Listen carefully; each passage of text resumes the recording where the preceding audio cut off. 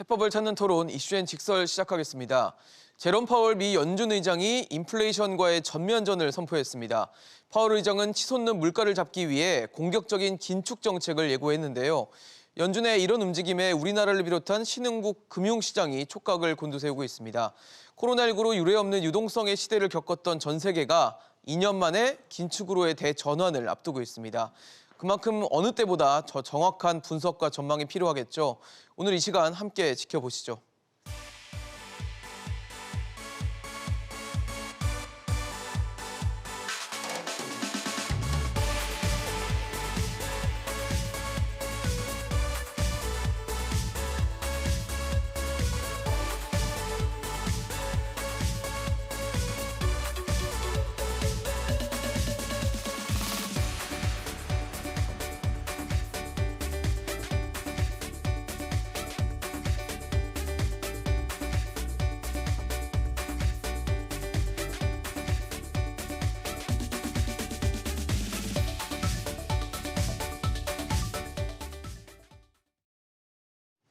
네, 오늘 함께 해주실 세 분 소개하겠습니다. 숙명여대 경제학과 신세돈 명예교수, 가톨릭대 경제학부 양준석 교수, 한화자산운용 송재경 마케팅 본부장 나오셨습니다. 어서 오십시오. 안녕하세요. 반갑습니다.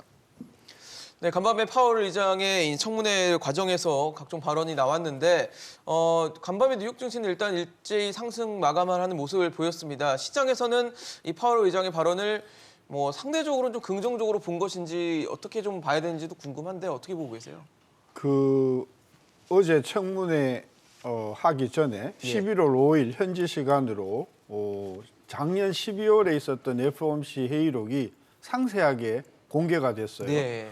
그래서 5일, 6일, 7일 계속해서 그 주가가 떨어졌죠. 전반적으로 많이 빠졌잖아요.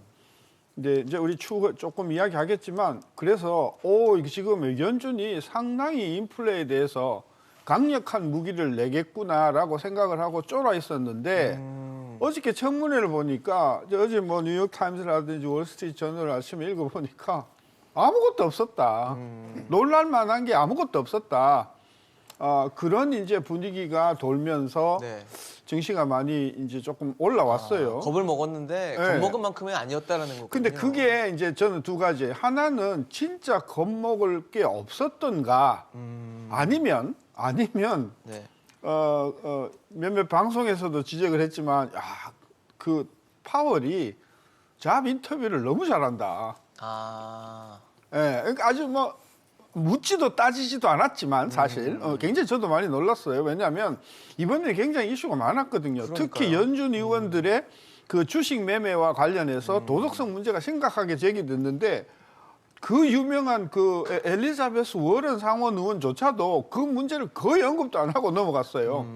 그래서 이번 회의에서 이번 청문회에서 상당히 아무것도 내용이 없다는 것이 시장에 큰 안도를 줬는데 이게 진짜 FOMC 멤버들의 분위기를 대변한 건지 아니면 이번에 특별히 그 청문회를 앞두고 파월이 잡 인터뷰를 잘했는 건지는 모르겠으나 네. 저는 잡 인터뷰를 잘한 쪽으로 저는 그 점수를 주고 싶어요. 청문회를 잘 넘어섰다. 그렇죠. 청문회 지나고 나면 오늘 내일 후로는 계속해서 증시가 인플레 공포 때문에 빠질 거라고 보는데 어쨌든 어제 청문회는 한마디로 이야기하면 너무 졸렸다.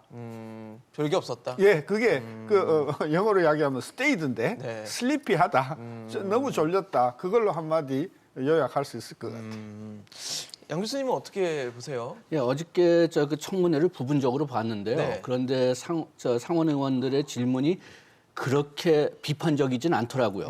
그러니까 다 일단은 그 파웰이 그 계속 남아 있는 것에 어느 정도 동의했기 때문에 네. 그렇기 때문에 좀 비교적 쉬운 그 질문을 좀 던진 것 날선 같은데요. 질문 이런 것들이 별로 없었다라는 말씀이신 거죠? 예, 지금 그 엘리자베스 워든도 얘기 나왔지만은 예. 그분도 아주 그냥 날카로운 문제를 내지 않고 그 미국의 어떤 과정 구조가 인플레이션을 악화시킬 수가 있느냐 경제 이론만 물어봤어요. 두루뭉술한 질문일 예, 수도 있겠네요. 그렇지만은 나름대로 제가 그 두 가지 좀 그 인상에 남은 거는 첫째는 연준이 공급에 대한 요소는 다룰 수 있기가 어렵다.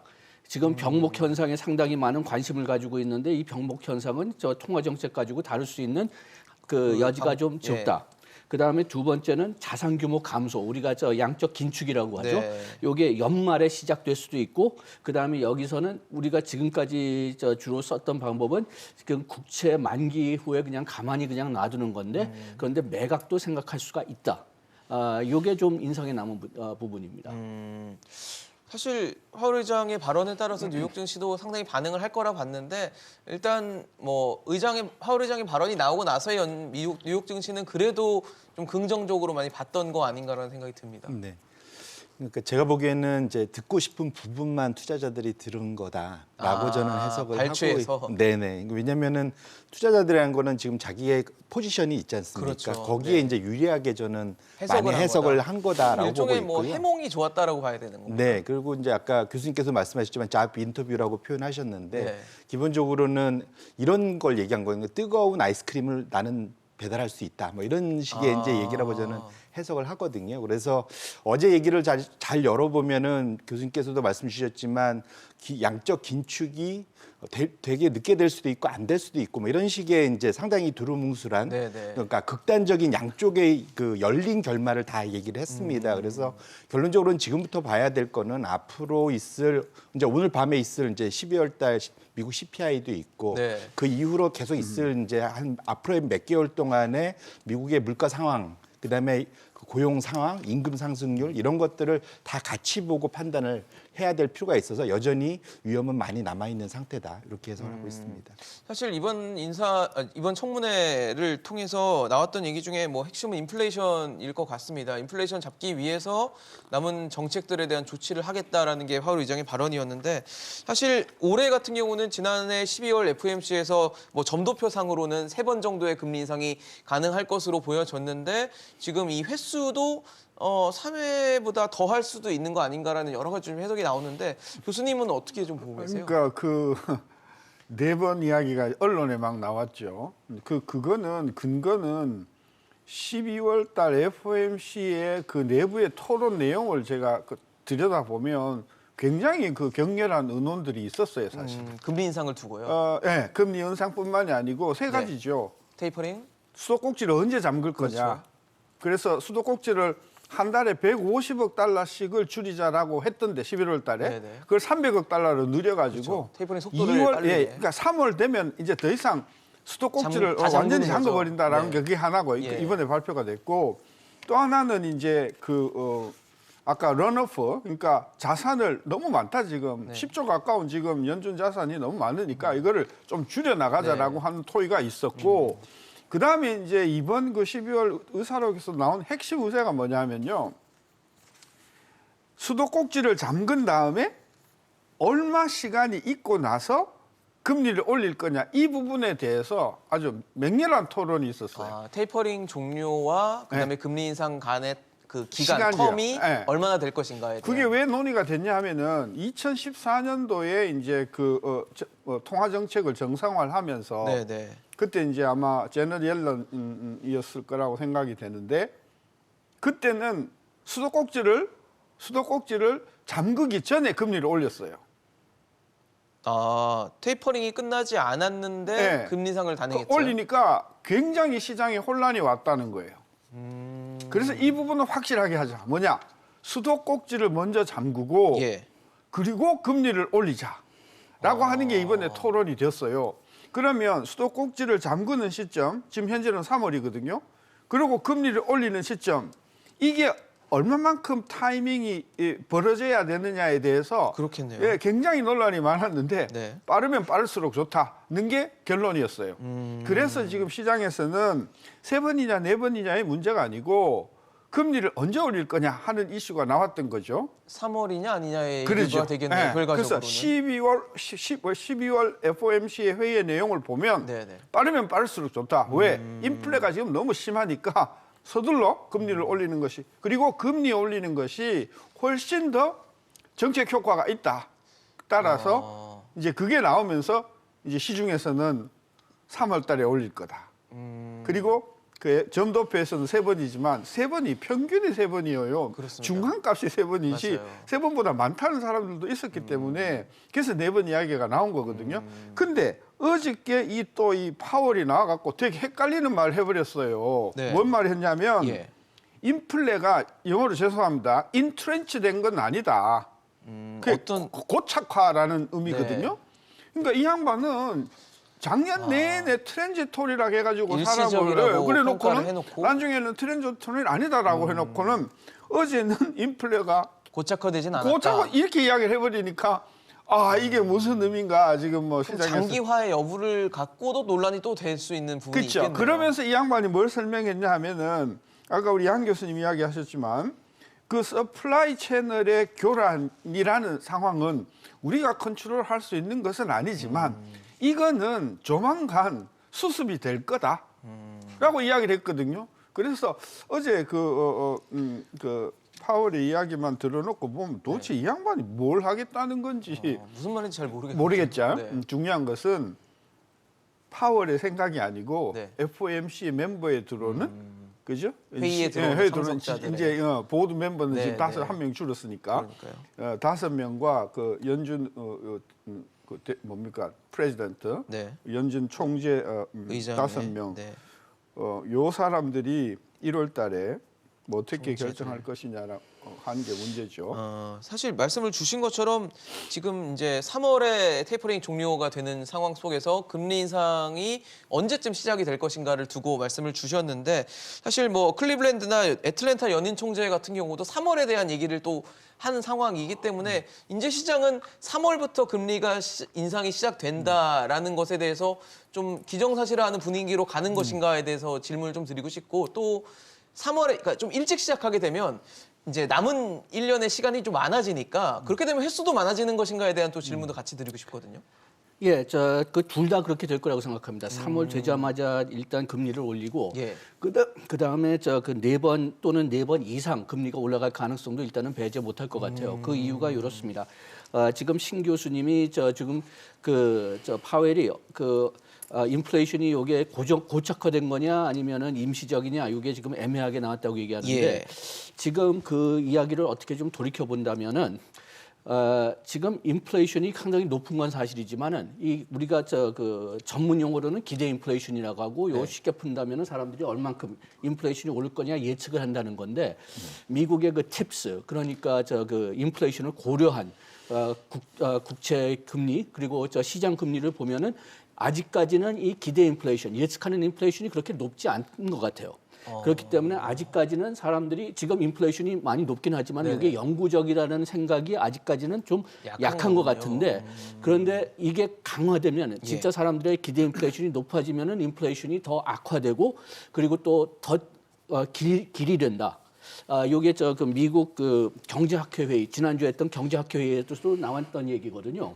그러니까 이 기대 인플레이션이 오르지 않게 조절을 해야 되는데 그렇다면은 금리를 될 수 있으면 빨리 올리고 그다음에 계속 인플레이션이 잡히지 않는다면은 뭐 솔직히 얘기하면은 연준은 다른 도구가 없어요. 금리밖에 더 없습니다. 그러니까 그 기대 인플레이션이 오르지 않게 금리를 계속 올려야 되겠죠. 그래서 역시 그 경제학회에서 나왔을 때는 존 테일러 같은 사람은 그 테일러 법칙의 그 테일러 같은 사람은 지금 현재 2%에 있어야 되고 금리가 그런 다음에 연말에는 3%까지 가야 될 거라고 자기는 계산하고 있다. 그리고 또 얀 스테인슨 같은 그 버클리 교수는 금년 말에 2.5%까지 올라가도 자기는 놀라지 않을 거다. 네. 개인적으로는 이렇게 빨리 올리지는 않을 것 같습니다. 왜냐하면 전에 빨리 올렸다가 문제가 생긴 적이 있으니까요. 그렇지만은 뭐 4번 내지 5번 올린다 이건 충분히 가능하다고 봅니다. 4번, 5번도 가능하다 보세요. 사실 말씀을 주신 것처럼 그 지난 2013년도에 벤 버냉키 의장 있을 때 한번 그 테이퍼 텐트럼에 대한 경험치가 있기 때문에 학습 효과상으로도 이번에는 급격하진 않을 거다라는 얘기는 여러 가지 있었는데 지금 말씀 주시는 거 봐서는 3월에 시작한다면 지금 뭐 3회 혹은 4회 혹은 그 이상까지도 말씀을 주시는 상황인데 어떻게 보시는지 궁금합니다. 보통 이제 미국의 기준금리를 가장 잘 쫓아다니고 미리 예측해서 움직이는 게 미국의 국채 2년물 금리입니다. 2년물 국채 금리. 이제 미국 국채 2년물 금리가 현재 이제 0.89%, 0.9%를 왔다 갔다 하고 있고요. 네. 지금 말씀 주신 대로 지금 4번을 하면 1%가 올라가는 거거든요. 그렇죠. 0.25씩 왜냐면 4번. 한 번씩 보통 한 번에 0.25%씩 올려서 그렇죠. 이제 이걸 보통 우리가 말하는 이제 베이비 스텝이라고 합니다. 이제 아기 걸음마처럼 네, 아장아장 천천히 건너가는. 올라가고 네. 천천히 내리는 거. 그런데 사실은 잘 생각해 보시면은 샥이 왔을 때는 저희 자이언트 스텝이라고 해서 급격하게 움직일 수도 있습니다. 0.5라든지 뭐 이런 숫자가 되겠죠. 잘 기억해 보시면 불과 2년 전이죠. 2020년 3월에 사실은 지금 똑같은 파월이 코로나 위기 때 그때 하루 만에 한 번에 150bp를 내린 적도 있습니다. 거꾸로 말하면 올릴 때도 얼마든지 급격하게 올릴 가능성도 있는 거죠. 그래서 결국은 지금 현재 인플레이션의 레벨에 대해서 사실은 얼마 나오냐에 따라서 대응이 있다라고 봐야 되고요. 그래서 이거를 뭐 도형화, 그러니까 무슨 도식화해서 네. 0.25%의 그러한 계속 그런 그 소위 아기 걸음마식 움직임이 영원히 계속될 거다라는 거 상정하는 것도 약간은 위험할 수도 있겠다. 고정관념은 좀 벗어날 필요가 있어 보이네요. 네, 맞습니다. 네. 근데 사실 최근에 뭐 이 미국의 인플레이션 상황이 굉장히 높게 형성되고 있다라는 건 뭐 이미 지표를 통해서 알려진 사실인데 아무래도 미국의 연준이 많이 고민하는 것 중 하나가 이제 완전 고용에 대한 얘기이기 때문에 이 고용과 인플레이션 상황을 봤을 때는 금리 인상을 어떻게 컨트롤링 해야 될지도 고민하는 지점이 될 것 같다는 생각이 들거든요. 그게 이제 고용 문제가 그 파월이 작년 내내 써왔던 금리를 올리지 않으면서 써왔던 이유가 네. 그 핑계였어요. 지금 고용에 완전 대한. 고용이 실업률이 높다. 근데 지금 뭐 실업률이 거의 4% 아래로 내려왔잖아요. 그 요즘 나오는 보고서를 보면 거의 완전 고용이거나 완전 고용에 가깝다는 게 지금 FOMC의 기본적인 생각이고요. 네네. 또 하나는 완전 고용 수준이라는 게 뭐 이렇게 뭐 한라산 같이 이렇게 떨어져 있는 게 아니라 인플레이션과 같이 가는 거라는 거죠. 인플레이션 상황에 따라서는 완전 고용이라는 숫자 자체가 유동적이라는 거예요. 그래서 지금 FOMC 멤버들의 생각은 예. 완전 고용이 뭔지 아무도 모르니까 지금 더 급한 게 인플레이션이다. 네. 따라서 현재 상황에는 인플레이션을 잡는 것에 집중을 해야지 뭐 이 완전 고용이 있냐 아니냐를 가지고 자꾸 금리를 올리는 거를 늦추는 것은 그게 파월의 실수거든요. 저 그런 면이고 한 가지 지적하고 싶은 게 이게 청문회잖아요. 그렇습니다. 잡 인터뷰잖아요. 센 말을 할 수가 없죠. 내가 채용이 되기 위해서 하는 자리인 그럼요. 거죠. 네. 그러니까 우리가 그 어저께 그 잡 인터뷰를 보고는 이 양반이 진짜 자기 자리를 하는구나. 네. 따라서 딱 이제 상원에서 이제 투표를 해서 인정이 나면 네. 태도가 저는 돌변할 거라고 봅니다. 따라서 우리 시청자들이 어제 주가가 올랐다고 해서 뭐 앞으로 인플레에 대한 괜찮나 보다. 대책이 흐리멍텅하겠군 이렇게 생각하면 큰 오산이다. 여기는 굉장히 고도의 어떤 정치적인 그 계산이 깔려 있기 때문에 네. 그 다음에 나온 말 중에 이 양반이 뭐라 그랬냐면요. 우리가 인플레를 대처하는 것은 신중할 필요는 있다. 영어로 해석하면 험블인데 네. 그러나 nimble 된다. 그 nimble 뜻이 뭐냐면 신속하게 대응해야 된다. 발빠르게 대응해야 된다는 그 말이거든요. 네. 어제 그 말 했어요. humble, but a little bit nimble이라는 말 했어요. 그러니까 인플레에 대해서는 이 양반이 임명이 딱 그 이제 상원에서 통과되고 나면 그게 3월 달이거든. 그렇죠. 3월 달서부터 본격적으로 저는 그래서 본색을 드러낼 드러낼 것이고 아까 우리 본부장 이야기하셨듯이 우리는 0.25씩 한 번씩 올릴 거다 천만에 이게 자이언트 0.5가 스텝도 될 수도 가능할 수도 있는데 있다. 언제가 문제냐면요. 기저 효과가 끝나는 게 제가 보니까 기저 효과가 끝나는 게 네. 4월이에요. 어떤 것에 대한 기저 효과를 말씀하시죠? 소비자 물가가. 물가가. 소비자 물가가 1.4 가다가 2.5, 3.5, 4.5로 뛰기 시작한 게 5월 달부터 4월, 5월이거든요. 네. 그러니까 4월, 5월 달에 작년에 3%, 5%, 4%로 뛰었기 때문에 이제 기저 효과가 상당히 좀 수그라들 거란 말이에요. 그럼에도 불구하고 소비자 물가가 예컨대 뭐 5%, 6%, 7% 넘어가면 칼 안 뺄 수가 없죠. 그렇죠. 이미 높게 형성된 것에 또 높아지는 또 것이기 높아지는 때문에 거니까 이거는 예, 확실히 정말 결국은 기저 인플레이션이다. 효과가 아니다. 이게 그야말로 인플레가 인트렌치 된 거다, 고차가 된 거다 이렇게 봐야 되기 때문에 2월, 3월, 4월 특히 3월, 4월에 소비자 물가가 어떻게 나오는가가 앞으로 금리를 얼마나 그리고 얼마나 많이 네. 올리는가를 결정할 것이기 때문에 우리 특히 우리 서학 개미 씨께서는 네. 이 부분을 유심히 보시고 투자를 하셔야 된다. 맞습니다. 서학개미가 최근에 이 코로나19 이후에 굉장히 많이 또 유입이 됐기 때문에 이 부분에 대해서 아주 민감하게 바라보고 계실 거라는 생각이 드는데 사실 지금 말씀을 주신 것처럼 인플레이션이 굉장히 미국이 높게 형성이 돼 있고 지금 12월 CPI, 그러니까 소비자 물가가 나왔을 때 과연 어떤 숫자가 나올 것인가도 아마 시장에서 굉장히 주목을 많이 하고 있을 것 같다는 생각이 드는데요. 어떻게 보고 계세요? 지금 화면에서 나왔지만 지금 대부분 분석가들은 7% 정도 예상하고 그러니까요. 있고요. 예. 다만 지금 계속 이렇게 인플레이션이 높아질 거냐? 아마 병목 현상 같은 것들은 계속 되긴 하겠지만은 지금 이렇게 병목 현상이 나오는 큰 이유 중에 하나가 미국의 작년서부터 한 4월, 5월서부터 지출의 증가인데 네네. 그런데 지출이 증가했음에도 불구하고 아직도 코로나 독감에 대한 위험, 거리두기가 남아 있기 때문에 예. 서비스 쪽의 수요가 다 상품 쪽으로 전환됐기 때문에 이렇게 병목 현상이 악화된 면도 있거든요. 그런데 여기서 두 가지 이제 금년에 좀 봐야 될 요소가 있는데 첫째는 지금 병목 현상이 아직도 굉장히 높지만 그렇지만은 추세가 둔화되고 좀 떨어지지 않았느냐 그런 근거들이 조금씩은 나오고 있습니다. 뉴욕 연준에서 이런 서플라이 체인 문제를 계산하는 지수가 있는데 네네. 그게 상당히 높은 상태지만 증가 추세가 멈췄고 조금 떨어졌어요. 그래가지고선 병목 현상이 떨어지면은 그러면 인플레이션이 조금 잡힐 가능성이 있고 네네. 그 다음에 지금 미국의 지출이 상당히 높았던 이유는 우리가 계속 K형 타격, K형 회복을 얘기했었고, 네. 그 다음에 미국이 상당히 많은 실업보험 같은 그런 복지 정책을 썼기 때문에 저축률이 굉장히 높았는데 지금 그 저축률이 떨어졌습니다. 네. 그리고 지금 저소득층하고 중산층은 지금 그 저축이 이제 거의 다 썼다. 그렇게 된다면은 이 지출이 다시 떨어질 가능성이 크겠죠. 만약 그 두 가지 현상이 지배적인 현상이 된다면은 네네. 인플레이션이 좀 잡힐 떨어질 수 가능성이 있는. 있는데 문제는 뭐냐? 이게 진짜 떨어질 거냐? 그러니까요. 이건 아직 모르니까요. 그러니까 말씀 주신 것처럼 공급망, 그러니까 서플라이 체인 문제는 사실 금리로 컨트롤링 할 수 있는 문제인가에 대해서는 좀 의문이 드는 게 금리를 올렸을 때 과연 이 공급망 병목 현상이 풀린다고 할 수는 없는 부분이어서 과연 인플레이션이 해소될까에 대해서는 좀 의문이 들거든요. 어떻게 보세요?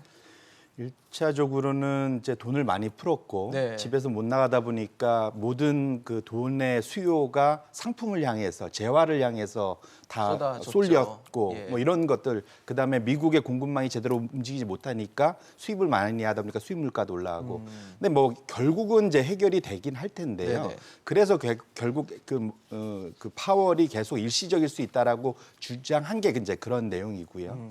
근데 사실은 이번에 신규 일자리가 예상보다 덜 나왔음에도 불구하고 상당히 공격적인 그런 의사록 발언이나 이런 게 나왔던 가장 큰 이유는 이게 이제 상품은 일시적일 수 있는데 상품발 인플레이션은 이것이 이제 고착화되는 과정은 집값 상승발 소위 이제 월세 가격 이것이 올라가는 거.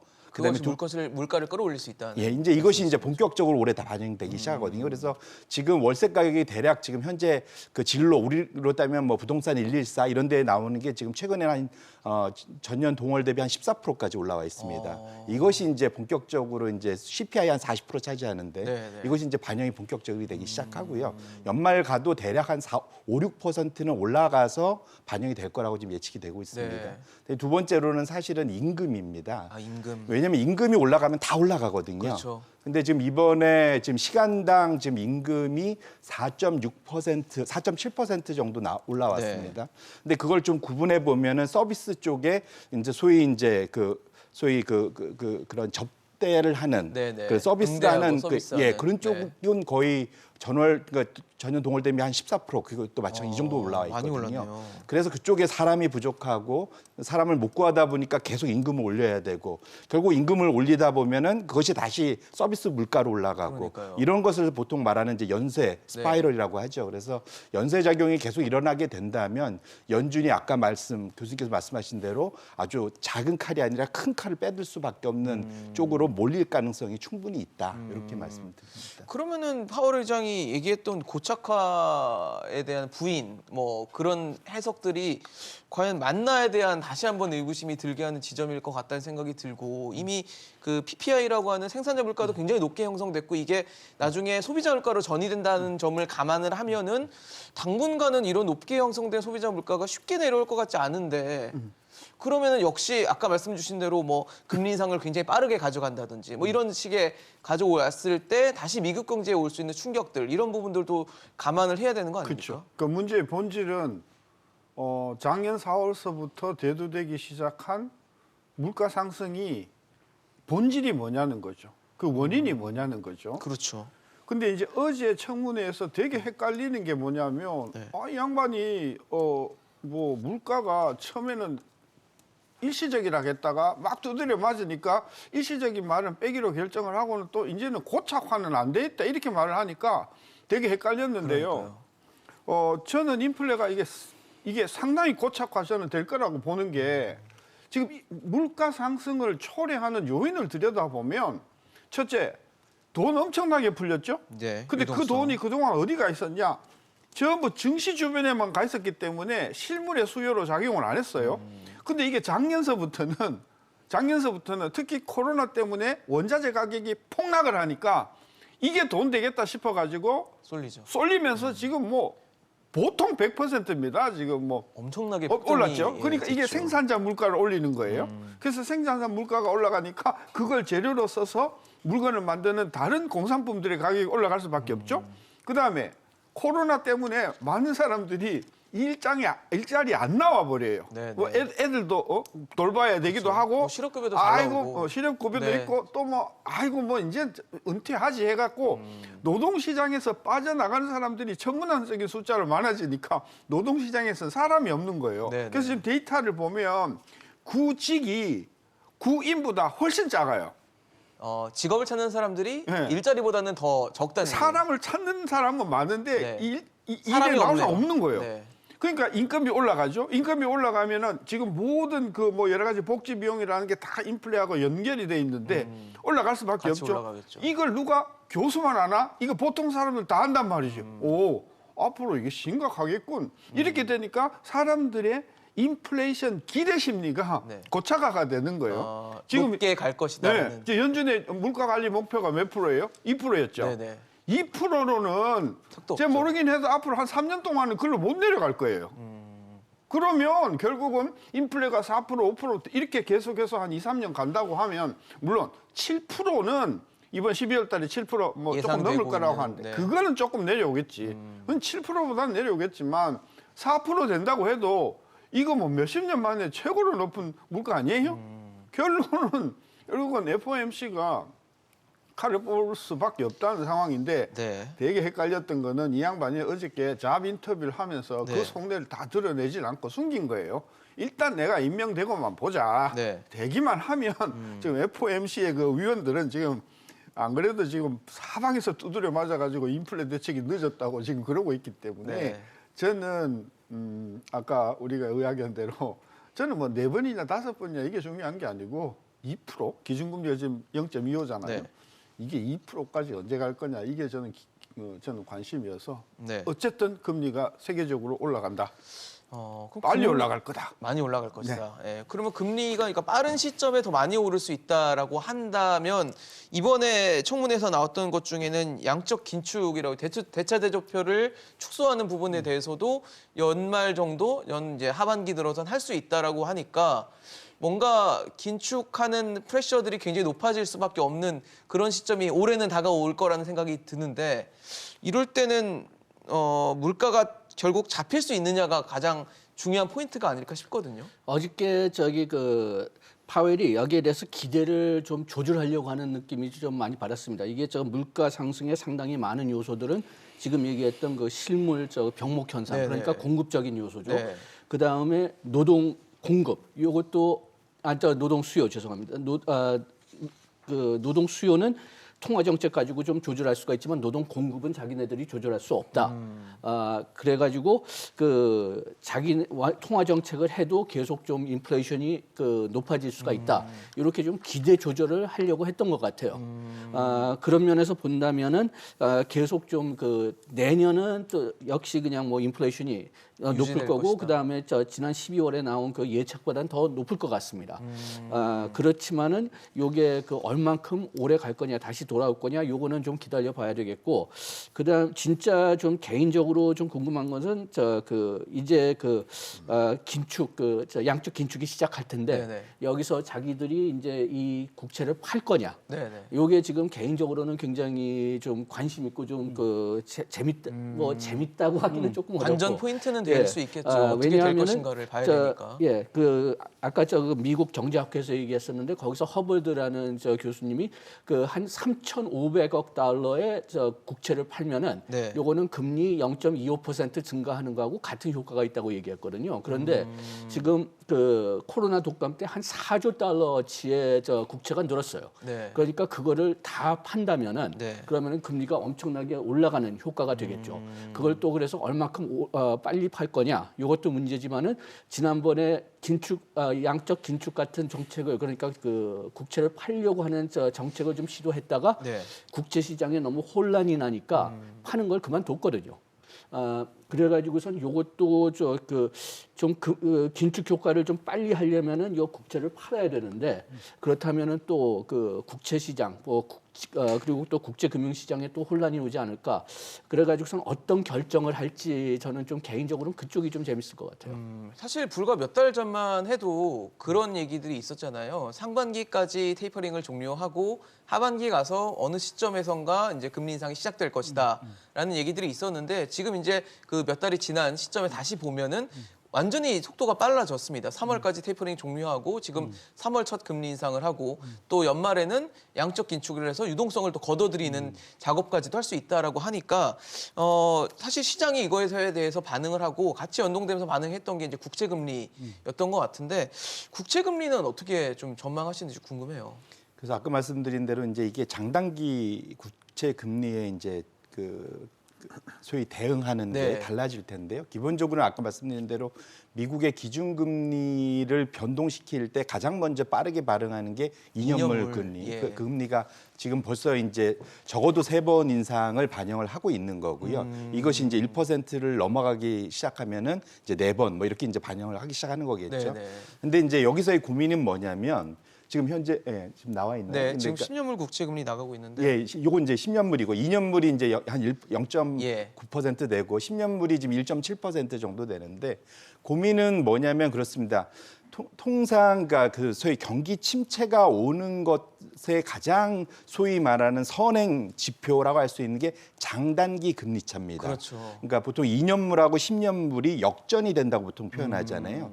이게 마이너스로 가면 결국 2년물이 10년물보다 더 높은 높아서. 이 수준이 되는 걸 되게 우려들 합니다. 그러면 경기 침체 전조? 그쵸. 뭐 이렇게 보통 받아들여지지 않나요? 그게 발생을 하고 나면은 예. 그게 이제 보통 짧게는 한 1년 반, 네네. 길게는 2년 안에 경기 침체가 늘 발생을 단 한 번도 안 빼고 했어서. 왔었거든요. 네. 그래서 그런 거고 그렇다면 아까 이제 교수님께서도 말씀하신 대로 이게 나중에 이제 양적 긴축을 할 때 어떤 국채를 더 빨리 줄일 거냐의 고민이 생길 거고 그러면 그렇겠죠. 현재 대부분은 단기 2년물 금리 갖고 이제 2년물이나 더 짧은 걸 가지고 지금 양적 완화를 해 왔었는데 지금 갖고 있는 대차대조표 안에서 10년물짜리를 먼저 줄이고 팔아서 10년물 금리를 조금 더 유지시켜서 장단기 금리 차를 마이너스로 안 가게 하려는 그러한 노력들이 좀 있을 수 있겠다. 그러면 무슨 말이냐면 10년물 금리가 더 많이 올라가면 이것이 지금 미국의 대부분의 부채와 연동이 다 돼 있습니다. 민간들의, 기업들의.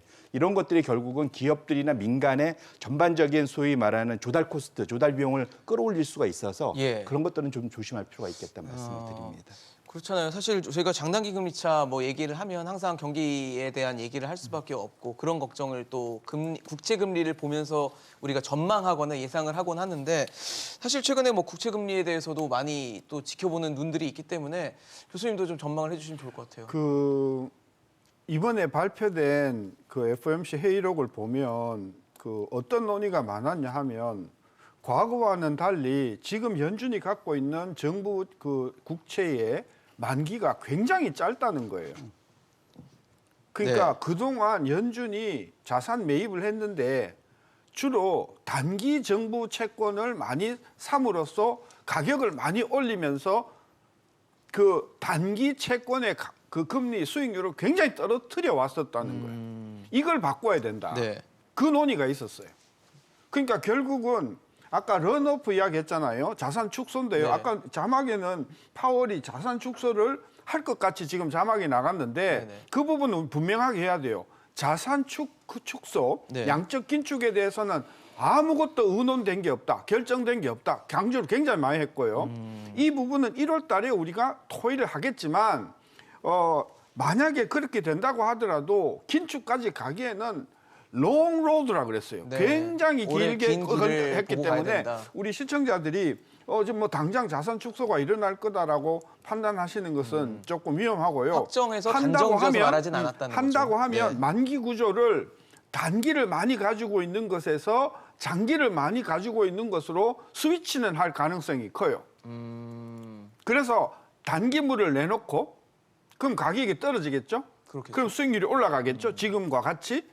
반면에 장기물, 10년, 20년, 30물은 거꾸로 연준이 사면서 금리를 낮추는. 금리를 올리고 가격을 네, 그러니까 가격을 올리고 금리를 낮추는.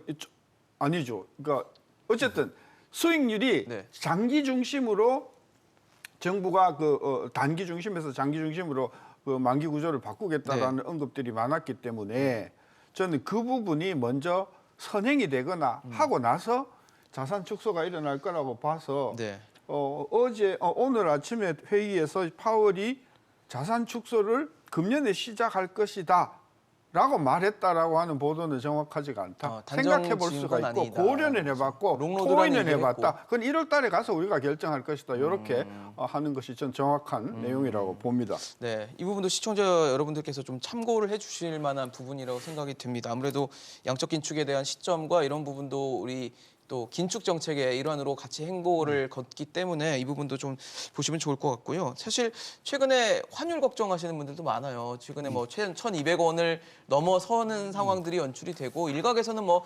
1,230원 혹은 1,250원까지도 올라갈 수 있다 이런 얘기들이 나오다 보니까 교수님은 좀 환율 변동 상황을 어떻게 보고 계신지 궁금합니다. 단기적으로는 좀 확실히 계속 그 원화가 절하되는. 약화될 네. 거라고 지금 네. 보고 있거든요. 지금 미국이 아무래도 지금 금리를 올리고 있고 그다음에 또 지금 우리가 지금 국제 금융 시장이 그렇게 불안정하진 않지만은 그래도 좀 새로운 상황으로 넘어가니까 좀 안전 자산으로 될 수 있으면 좀 조절하는 것은 뭐 당연하니까요. 네. 그렇지만 연 내내 1,200 이상 가 있을 건가 그건 아닐 것 같습니다.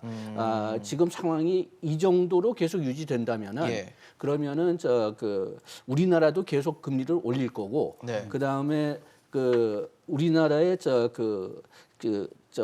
기업들도 뭐 네. 그냥 그렇게 아직도 그냥 뭐 투자할 그런 가치가 있다고 보기 때문에 그렇기 때문에 다시 좀 우리가 보통 생각하는 한 1,150 정도 전후로 언젠가는 돌아갈 거라고 보지만은 그래도 다음 몇 달 동안은 1,200 이상 계속 유지될 가능성이 크고 뭐 지금 1,250까지 말씀하셨는데 거기까지는 뭐 아닐 것 같지만 네네. 그렇지만 가능성을 배제할 수는 없다고 봅니다. 본부장님 어떻게 보시는지 궁금합니다. 일단은 뭐 지난 5년간 기본적으로 그 원화가 달러에 비해서 한 1,000원에서 1,200원 선의 큰 범위 안에서 크게 움직여서 지금 상단에 와 있다라는 거는 상당히 지금 교수님께서 말씀 주신 대로 이걸 뚫고 계속 막 올라가는 외환 위기나 네. 이런 것처럼 막 급등할 가능성은 저도 매우 낮다고 보고 있고요. 근데 다만 이제 그리고 또 하나는 우리가 좀 매를 먼저 맞습니다. 작년에 원화가 그러니까 일본 예나도 마찬가지지만 상대적으로 미리 약세를 보여갖고 꽤 오랫동안 진행해 왔거든요. 그러니까 긴축에 대한 우려 때문에 사실은 네. 이제 미리를 반영을 한 측면이 있어서 매를 먼저 맞은 것이 그나마 좀 다행이다 싶고 여기에 이제 또 하나의 이제 방어 기제가 좀 생겼습니다. 그게 뭐냐면 FEMA 레포 그 퍼실리티라고 그래갖고 네. 한번 그 열어봐 주시면 되겠지만 기본적으로 이전에는 뭔가 예. 이슈가 뭔가 위기가 발생하면 그때 나서 갖고 통화 소위 수합이라는 거, 네네. 통화 수합이라는 걸 그때 그때 계약을 뒤늦게 체결하는. 이제 계약을 네. 해갖고 이제 소위 이제 달러 부족 유동성을 이제 채우는 게 있었는데 이것이 한 2번 이상 있다 보니까 네. 연준이 작년부터 시작을 해서 아예 이걸 이렇게 상설적으로 만드는 것을 아예 시작을 했습니다. 그래서 그때 쓰는 게 아니군요, 이제. 네, 맞습니다. 그래서 작년 말에 한국은행도 지금 우리가 보유하고 있는 그전에는 원화를 맡기고 달러를 갖고 왔다면 네네. 이제는 중앙은행 우리 한국에 갖고 있는 미국 국채를 이제 맡기고 네. 담보로 맡기고 그걸 갖고 달러를 최대 가지고. 이제 600억 불 정도에 달하는 달러를 그대로 갖고 올 수 있는 그러한 이제 소위 이제 통로가 상설화돼 있거든요. 네네. 그렇게 놓고 보시면 과거의 그런 위기 때마다 있었던 일들은 상대적으로 좀 잔재해 올 수 있는 장치를 만들어 놨기 때문에 그렇게 놓고 보신다면 이번에 그 설사 긴축까지 간다 하더라도 상대적으로는 좀 전반적인 외환 시장이 좀 안정화될지 않을까 전 세계적으로 네. 그렇게 좀 말씀드립니다.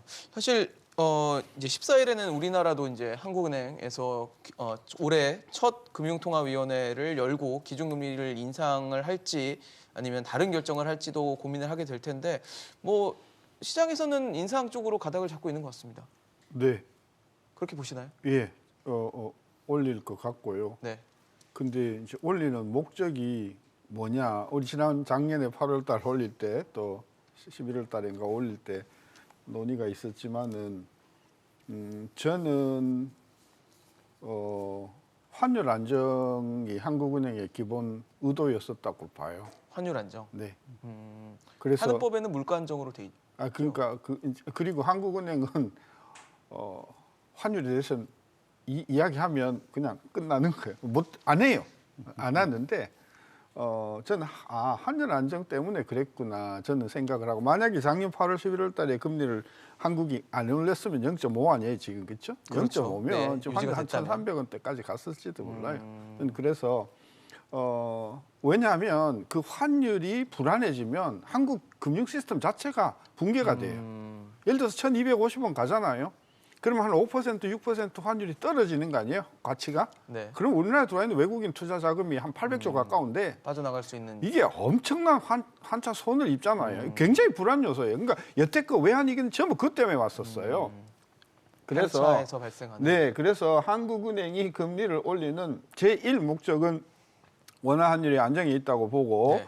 따라서 미국이 만약에 금년 3월에 금리를 만약에 올린 데가 하면은 네. 그것 때문에 또 한 번 더 올려야 되는 그런 상황까지 저는 갈 거라고 봐서 몇 번 예상하세요?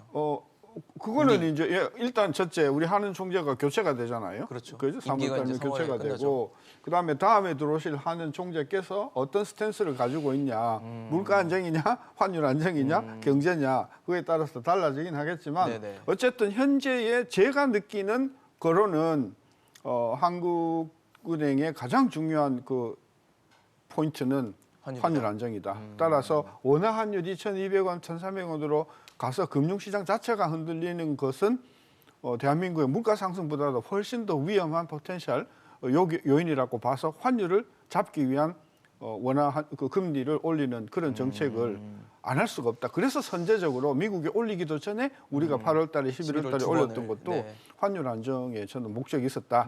우리 작년에 제가 계속 그 이야기했잖아요. 맞아요. 왜 자꾸 올리지 그랬는데 결국 환율 안정에 네, 나는 방점이 찍혀 있다. 저는 그거라고 봐요. 알겠습니다. 만약에 우리가 1월에 올리게 되면은 미국이 3월에 올린다는 가정하에 우리가 미국보다 세 차례를 먼저 이제 올리는 상황이 되는 거잖아요. 교수님은 예. 올해 몇 번 정도 올릴 거라 보세요? 그거는 지금 예상이긴 합니다. 네. 예, 조금 좀 말하기가 힘든데 지금 신 교수님 말씀하셨지만은 이 다음에 그 하는 그 총재가 누구 될지. 위원 팀이 어떻게 예, 구성되는지 따라서 이제 그렇죠. 달라질 거지만은 저는 개인적으로는 미국 따라간다고 생각합니다. 네. 저는 신 교수님하고 조금 생각이 좀 다른 면이 좀 있긴 한데 네. 저는 저는 환율도 중요하지만은 이게 그 가계 부채 문제를 더 중요하게 생각하는 것 같거든요. 그런데 가계 부채로 생각하든 환율로 생각하든 금리가 올라가야 된다는 건 사실이거든요. 그런데 미국이 올라갈 때 우리가 비슷하게 올려주면은 그러면은 좀 방어할 수 있는 그런 빌미가 생기는 거죠. 그래가지고서 뭐 실제 목적은 좀 저하고 신 교수님의 생각이 좀 다를지 모르지만 행동은 같을 것 같습니다. 미국이 결과적으로는? 올릴 것 같으면은 그 살짝 전에 올린다. 네, 그렇죠. 뭘 보고 과연 올릴 것인가에 대한 포인트 문제일 텐데 지금 말씀을 주신 것처럼 저희가 계속 얘기를 나눴던 인플레이션이 굉장히 높게 형성이 당분간은 좀 이어질 것 같고 그리고 미국은 이미 긴축 모드로 들어갔고 우리도 금리 인상 시작하면서 긴축을 할 수밖에 없는 상황이라면 투자자들은 고민을 할 수밖에 없어요. 특히 요즘에 서학과 및 개미들이 워낙 많기 때문에 과연 이 그러니까 다른 시장을 보고 있는 투자자들 그리고 우리 시장에 또 투자하는 투자자들한테는 어떤 좀 어드바이스를 해주실 수 있을까요? 일단은 뭐 사실 유동성 장세는 이제 사실 마무리 국면이다 네. 보셔야 될 것 같고요. 그래서 지난 2년간 특히 이제 2020년도에 즐겼던 그런 장세는 이제는 이제 기억 속에서 좀 지워주실 필요가 있겠다 말씀을 드리고 싶고. 사실 특히 이제 비투는 절대 하시면 안 된다. 대출을 이 받거나 상황에서. 이래서 하는 건. 비투 절대 하지 마시고 네. 가능하시면은 너무 미국에 쏠려 있는 투자는 좀 줄이셔라. 그러니까 지역을 좀 다변화하실 필요가 있고 오히려 지금 덜 오른 시장으로의 이제 그런 지역 다변화 꼭 분산을 필요하다. 좀 할 필요가 있는 건가요? 지역의 다변화 꼭 필요합니다. 왜냐하면 미국이 지금 너무 쏠려 있어서 그걸 좀 조심하실 필요가 있다 보고 있고 마지막으로는 이제 자산도 너무 이제 소위 만기가 긴 기술주 같은 그러한 만기가 긴 그러한 주식에 투자하시는 거 좀 조심하시고 오히려는 이제 만기 금리의 상승기에 좀 덜 둔감한 그러니까 금융 쪽이나 에너지 소재 쪽이나 이런 쪽으로 좀 포트폴리오를 좀 다변하실 필요가 있겠다 이렇게 말씀을 드립니다. 알겠습니다. 사실 제롬 파월 연준 의장의 청문회에서 다소 좀 해몽에 따라서는 어떻게 해석해야 될지를 다르게 좀 보일 수 있는 부분들이 있었지만 분명한 것은 긴축에 대한 속도가 예상보다는 빨라졌다라는 것일 수 있을 것 같습니다. 이런 부분들을 좀 우리 한국은행 그리고 미국의 중앙은행 이런 상황들을 좀 전체적으로 고려하셔서 한 곳에 좀 집중하기보다는 분산할 수 있는 투자 방법이 좀 좋겠다라는 생각이 드는 시간이었던 것 같습니다. 오늘 신세돈 명예교수, 양준석 교수, 송재경 본부장과 함께했습니다. 이슈앤직설 오늘 준비한 소식은 여기까지입니다. 지금까지 시청해주신 여러분 고맙습니다.